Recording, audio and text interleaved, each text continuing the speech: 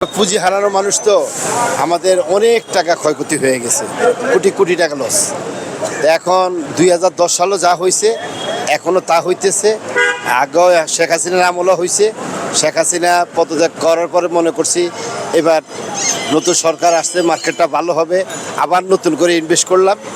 এখন তো নতুন করে ইনভেস্ট করলাম, এই 7-8 মাসে আবার 12-13 লক্ষ টাকা লস হয়ে গেছে। এখন তো কোনো টাকাই নেই, ব্যবসা করার মতো কোনো টাকা নাই। আমরা একদম রাস্তায় পথে বসে গেছি। অথর্ব লোকজনগুলো বসাইছি, সিকিউরিটি অ্যান্ড এক্সচেঞ্জ কমিশনের বর্তমান যে চেয়ারম্যান, আইসিবি চেয়ারম্যান, এরাই এই শেয়ার বাজার বুঝেও না, জানেও না। এদের কারণে মার্কেটে কোনো বিনিয়োগকারী আসে না। খালি জেল দিব, জরিমানা করব, কোনো লোকজন এখানে ইনভেস্ট করতে চায় না।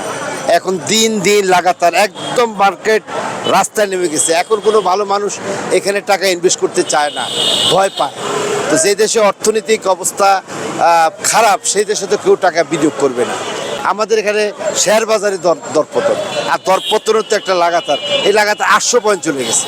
মানে একটা লোকে যদি 1 কোটি টাকা ইনভেস্ট থাকে, তার টাকা চলে আসছে 30 লাখে, 70 লাখ টাকা লস।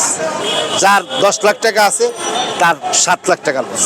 তাহলে মানুষ কেমনে এখানে ব্যবসা করবে? মানুষ আত্মহত্যা করবে না, করবে কি?